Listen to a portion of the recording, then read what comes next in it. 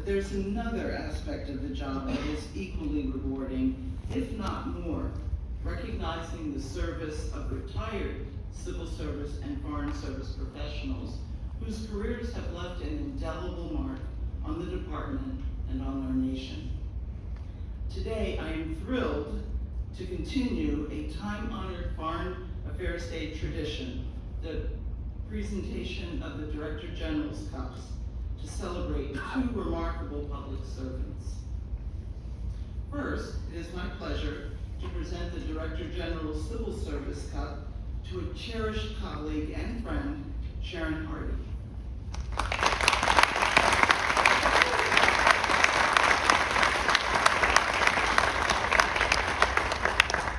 Sharon's distinguished civil service career of 35 years centered around developing and empowering our greatest resource, our people. From her early days as a personnel resources specialist with the Air Force Intelligence Agency to her last assignment heading the department's professional development unit, Sharon sought to support and develop those who serve wherever she worked. As the department's presidential appointments officer for over a decade, she guided more than 700 State Department presidential candidates through the appointment process for the Bush and Obama administrations.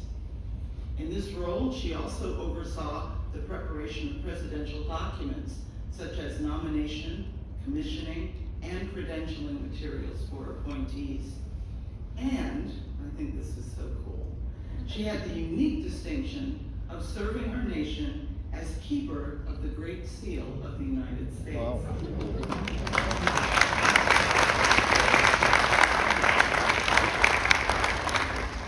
Later, as Deputy Director of the Transition Center at the Foreign Service Institute, Sharon oversaw 3 divisions responsible for supporting foreign affairs community employees and their family members as they prepared for overseas life. Colleagues describe Sharon as someone who could walk into the room and boost everyone's mood simply through her presence. Her kindness, warmth, and unfailing good nature are universally recognized, and her professionalism never in doubt. Sharon cared deeply about the work she did and the people she supported. During her tenure as head of the Professional Development Unit, senior administration officials at the time pressed to reduce the number of department employees on details and training. Sharon effectively challenged them, clearly demonstrating the value of these programs and their long-term benefit to the entire U.S. government by highlighting the benefits of enabling employees to develop new skills and learn new ways of doing business. Sharon also played a pivotal role in adjusting the bidding and assignment process by placing long-term training opportunities and details earlier in the bid cycle so we could capture that good talent right up front in the season. This simple but bureaucratically challenging change led individual employees and the entire department to prioritize training and details in a fundamentally new way. It not only benefited a countless number of individual employees in their long-term career paths, but also the department through the experience and expertise these employees brought to bear in their work. Sharon was ahead of her time. Secretary Blinken has since made strengthening professional development and training a cornerstone of his modernization agenda. And we in GTM and FSI have a firm foundation upon which to build, thanks to Sharon's leadership and her bureaucratic courage. Serving for over 3 decades in the department gave Sharon the resilience she needed to prepare for retirement and relocation in order to assume her most important assignment yet, caring for her parents. I was privileged to work with Sharon during my previous tours in GTM, and I can think of few people who have done more to support and strengthen our workforce while exhibiting such immense grace, yes, and patience. I am honored today to present her with the 2023 Civil Service Cup for 35 years of distinguished service with the Department of State and other agencies.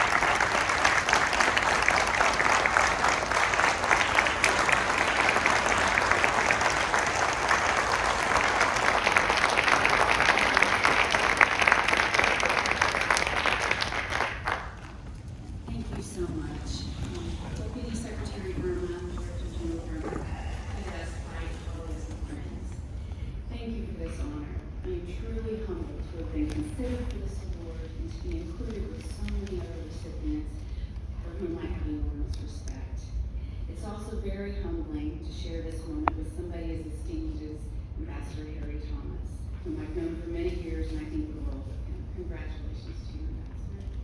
Ambassador Brazil, it's so great to see you again, and congratulations to you. I'm also a big fan of Marsha Hornicott. I've had the honor to work with and for her over the years, and congratulations to you as Director General. You have a really hard job.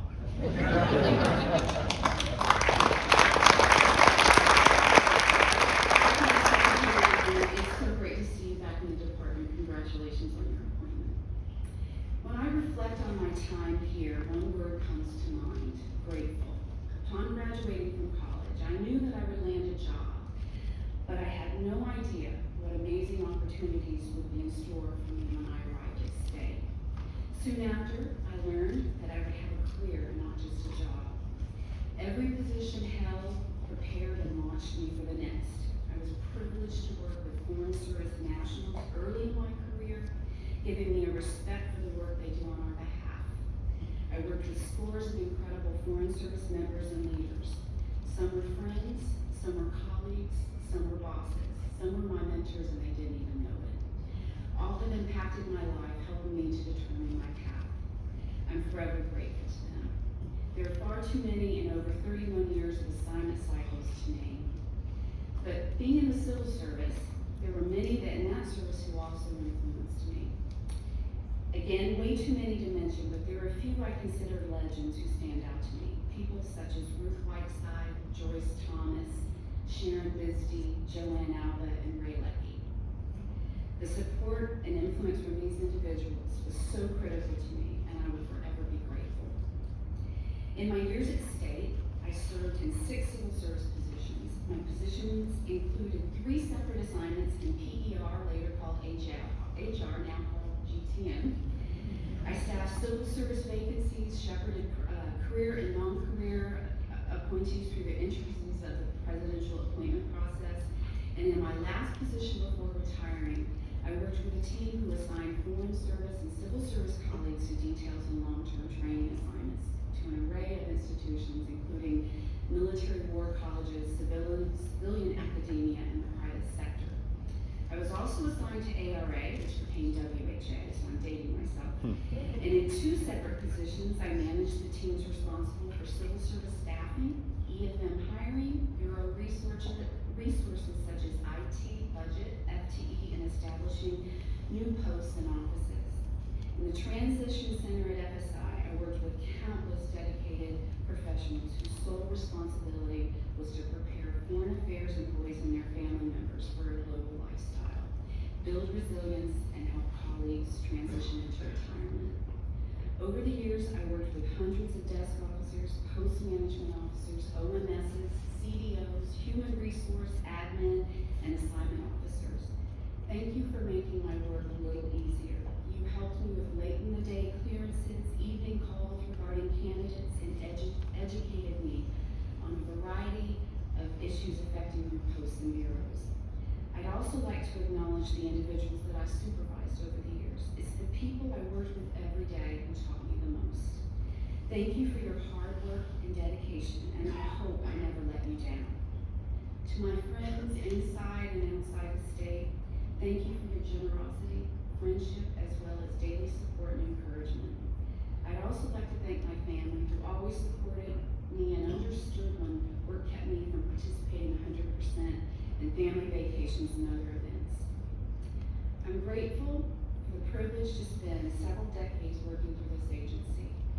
Even though I'm retired, I still think about the important work and mission of the department. For those of you still actively working, the work you do is important. Whether it's policy, operational, or support, your work advances U.S. interests, promotes our values, and supports your colleagues around the globe. I encourage you every day to ask yourself, what did I do today that will make a difference in 50 years or longer? Much of the work you do matters now, and it will matter in the decades to come. For that, I'm grateful to you and what you do every day for our nation. Thank you.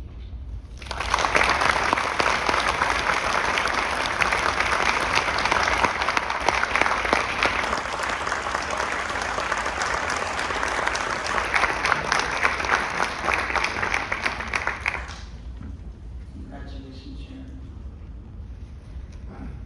It's not every day that one has the chance to celebrate a mentor, role model, Foreign Service legend, and yes, again, friend. So it brings me extraordinary joy to present the Director General's Foreign Service Cup for 2023 to Ambassador Harry Thomas.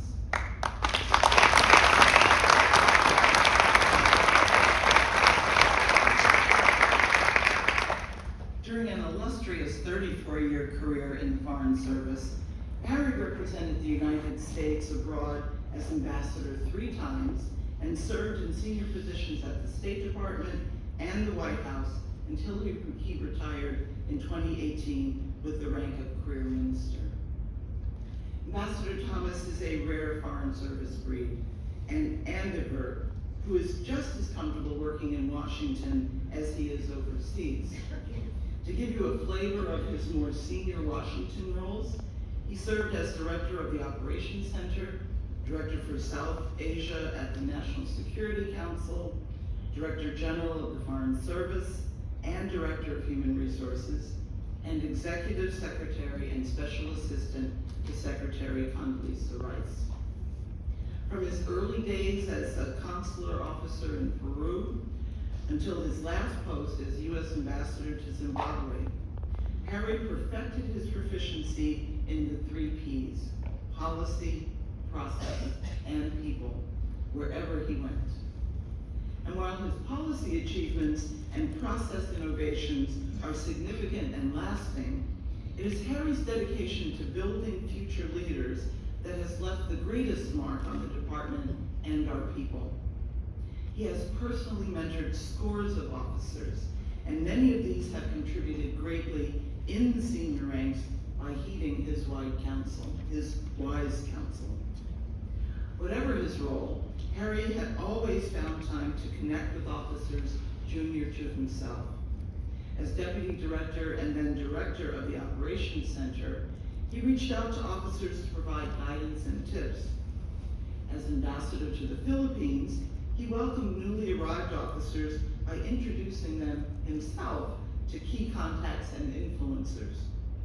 He got to know his teams, learned about their families, schools, and hobbies, and at least once or twice dropped in on an employee's mom and dad during a visit to their hometown. Locally employed staff in Bangladesh long remember Ambassador Harry K. Thomas, they never leave out the K, as a patient teacher and courageous interlocutor with their host country counterparts.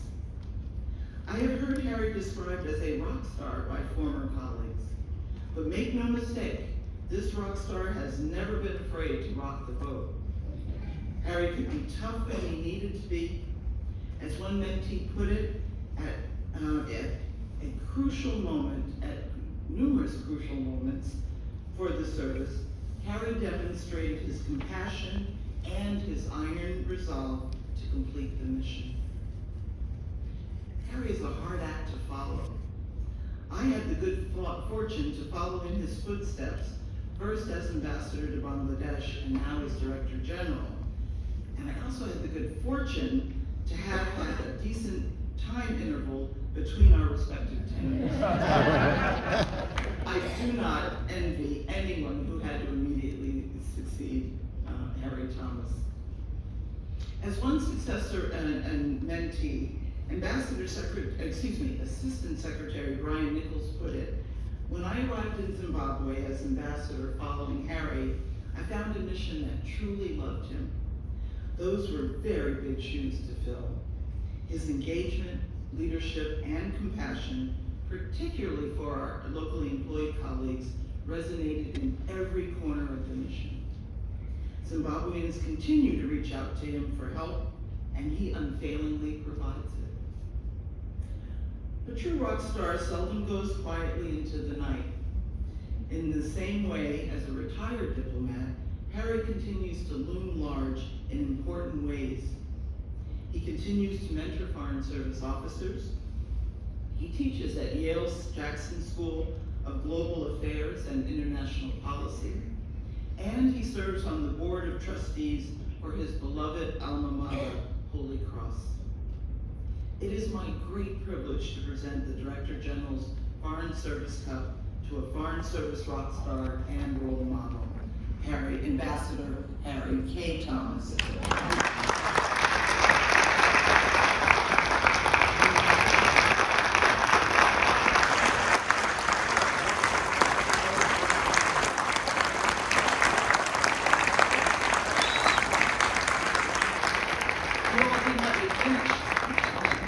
In recognition of more than 4 decades of distinguished service with the United States Department of State and continued contributions to the quality and efficacy of our nation's diplomacy, you are an inspiration to scores of Foreign Service colleagues you have mentored, guided, and served with. Now,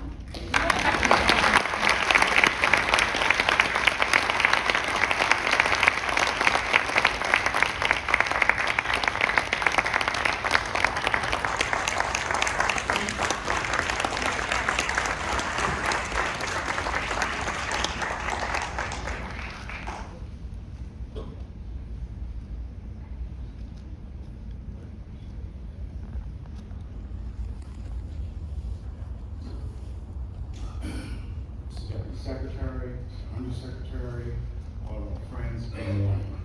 Good morning. Thanks to my friend, Director General Bernanke. It is an honor and privilege to receive the cup. I want to thank Ambassadors Nevaponte, Taylor, former USAID Acting Administrator Pilgrim, Ambassador Hoffman, and so many others for joining us today. Ambassador Young in heaven, as well as my wife, Matee, who's representing our family. Matee is a critical person in our life. She and our children have taught me sacrifice, spirituality, and forgiveness. Frank Robeson, our 2-week-old grandson, has given us hope for the future. And if anybody wants photos, I salute all former Cup awardees, especially Ambassador Davis, Kennedy, Perkins, Nevaponte, and the late Edward Perkins, who were and continue to be role models, mentors, and representatives of America's values. I appreciate the support and dedication of our civil service, Foreign Service national, eligible family members, and contractor colleagues. I thank Secretary Rice for giving me opportunities too few have had, for believing in me, and for saving and securing the Rangel and Pickering Fellowships. The State Department's mission is to protect Americans abroad. We must be the best role model for global interactions. We seek a secure world, a better place for our allies and partners, and are at the forefront of a foreign policy that is hard-nosed and sympathetic. I applaud Director General Bernanke and her team for recruiting those who have the skill set to accomplish our mission. To the new generation of diplomats, you are amazing. You have demonstrated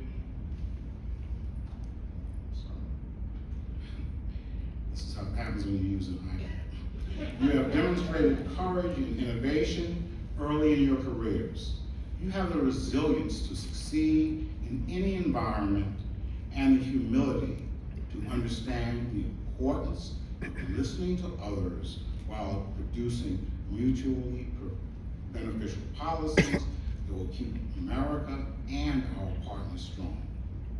Throughout your careers, you will engage people who can claim victory over unfathomable wrongs, people who have survived human trafficking, people who have endured corrupt and venal governments, people who possess integrity, kindness, and humility.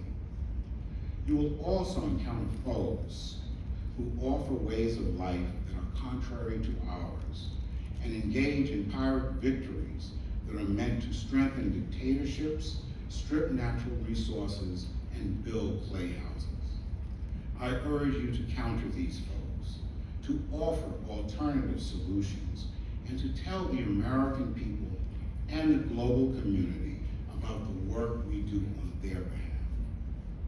My parents were part of America's Great Migration, one of many families who departed the segregated South for opportunity, education, and dignity. They participated in the civil rights struggle, and their faith in an inclusive America never wavered despite the setbacks and indignities they faced because of our skin color. They raised us to believe that our nation is an experiment toward a more perfect union, that democracy is a process, and encouraged my sister and me to understand that dissent is part of the American dream. My parents told us to keep climbing, to keep fighting, and to keep praying. They were thrilled when I joined the world's finest diplomatic corps, but were not surprised that my A100 orientation class had so few women and people of color. They exhorted me to be twice as good, counseled me to make good trouble. Mom and Dad followed my career with interest, pride, and support.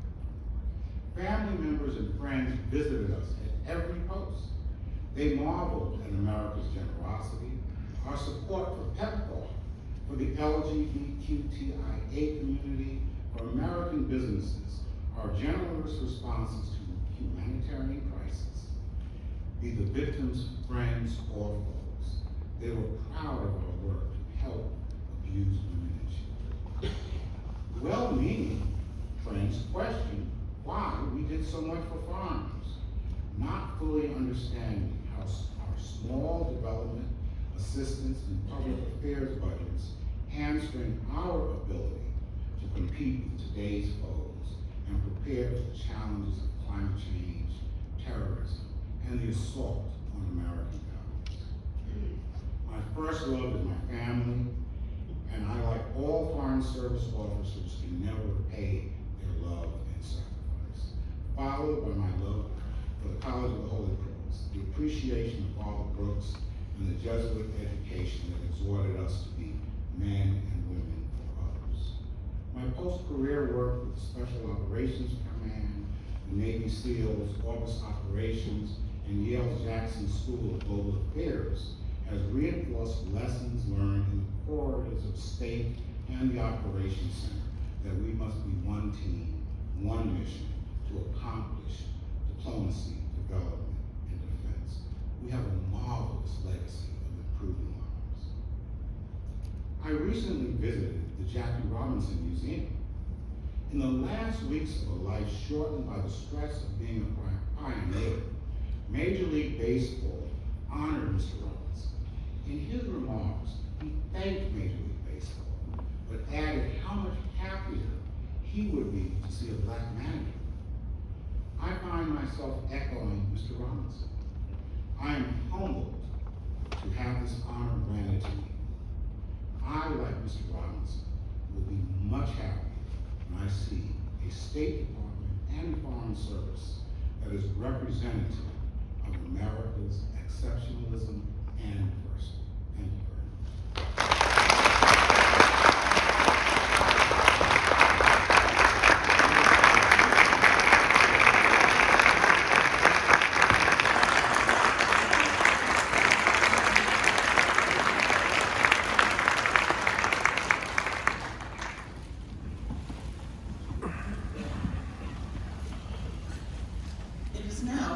distinct privilege to introduce the 5th Deputy Secretary for Management and Resources, fairly newly minted still, Richard Verma.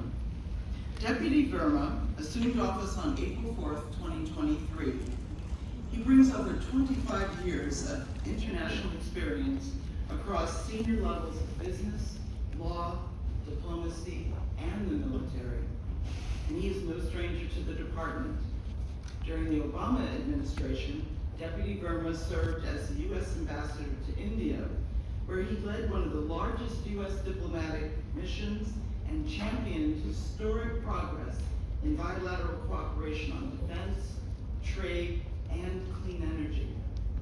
He also served as the unofficial dean among those of us who served as ambassadors in the region along with him.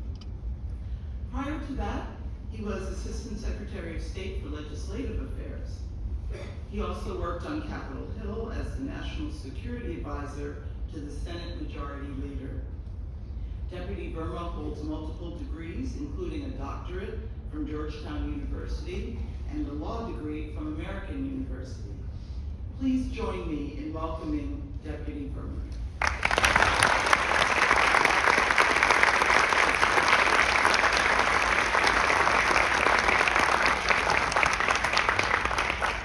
Thank you so much.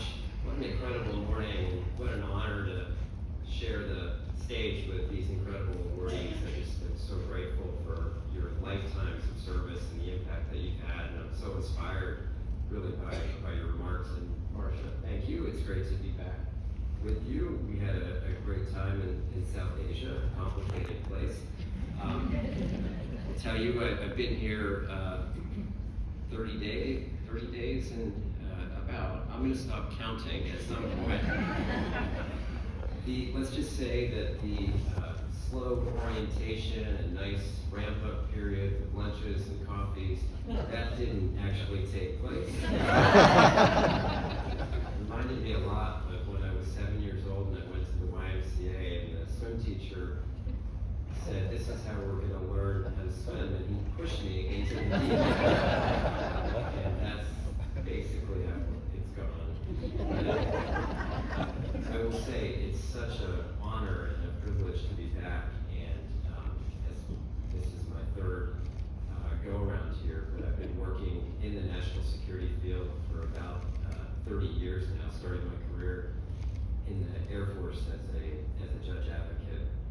But this really is such a special day to recognize Foreign Affairs Day. It was a moving ceremony to start this morning with Secretary Blinken, and to be reminded of the incredible sacrifice that people in this department have made over many, many years. I will say, not only serving as Assistant Secretary, but being able to serve as U.S. Ambassador to India, what an honor for someone like me, whose parents came to this country in 1963.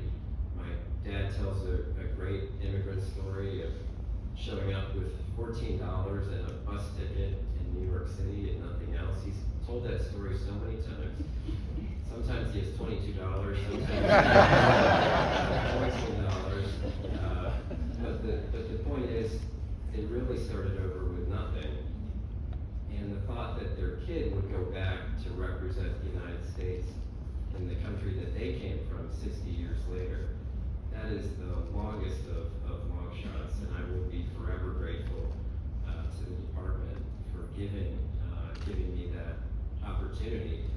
I remember showing up in New Delhi, and all of you go serve as ambassador, you know you can show up with a letter from the president, and that's about it, right? I remember walking into an auditorium, a pretty big auditorium in New Delhi, and it was packed full of people, and they're waiting for these great words of wisdom about what we're going to do tomorrow and the next day. And again, we had such a good team that it really worked out. In the first 3 or 4 weeks that I was there, the Secretary of State was there, the President showed up for a state visit. Everything after that was totally smooth. But we hit the relationship at a good time. I do want to say I really share Secretary Blinken's conviction that we have to invest in our workforce.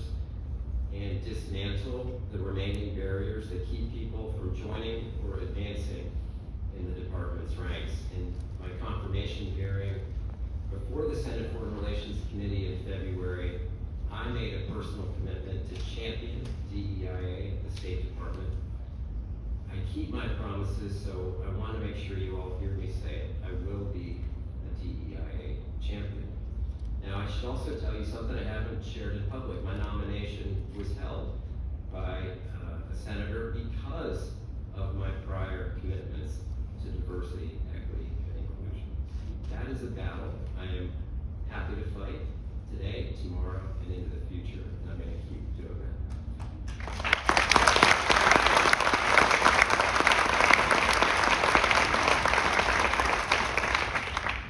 On my first day here, the Secretary tasked me, along with Undersecretary Bass, with the modernization agenda, leading a larger effort to modernize our diplomacy and ramp up our leadership on the biggest issues of our time, from global health to new and emerging technologies and strategic competition with the DRC.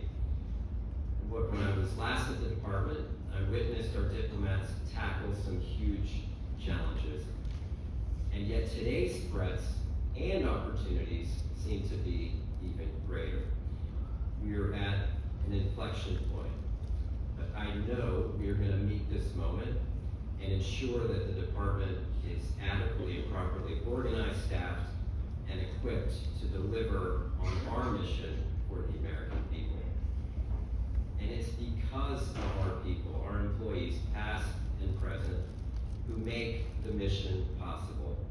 The department has prioritized investing in our people, our greatest priority. And I'm happy to see that we've doubled down on recruitment and hiring. In FY22, we saw the highest foreign service intake in a decade. More than 809 foreign service personnel. And we're on track to hire more than 1,000 foreign service employees in FY22.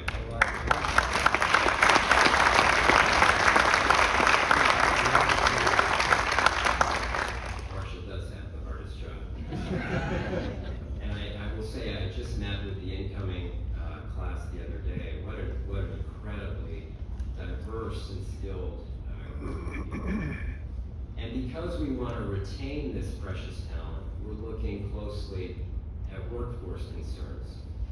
We've stood up a retention unit, conducted the first ever department stay survey, and we're doing exit interviews with departing employees. Some of the issues identified are likely familiar to this audience and probably haven't changed over many years. Workload, career growth, professional development, and accountability. And I won't pretend that these challenges are easily solved, but I can assure you that the Secretary and I, Undersecretary Bass, and so many others are committed to addressing them. You also know that we face a range of challenges and the security environment is difficult. From Kiev to Khartoum, our people are often in harm's way, and managing risks smartly is critical to ensuring we can carry out the department's mission.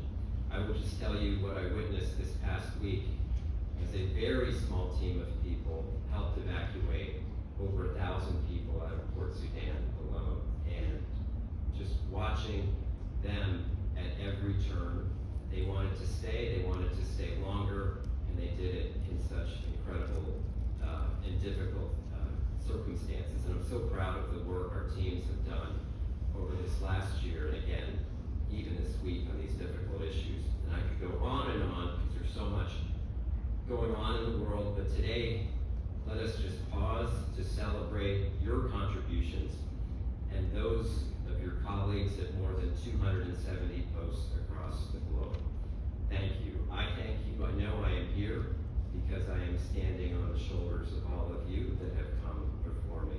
And we really don't say it enough. I want us all to make a commitment and recognize, thank our colleagues, our families, our contacts, and everyone who helps us complete our important mission. I'll just close with an admonition that President Obama used to give us in the prior administration, which is we are here for a relatively short time in these posts, and they are privileged to be in these posts, and all we can do is do our part to make it better for the next generation that comes after us. And you have my commitment that I am going to do my part to try to make it better and this department even stronger than it already is. Thank you very much.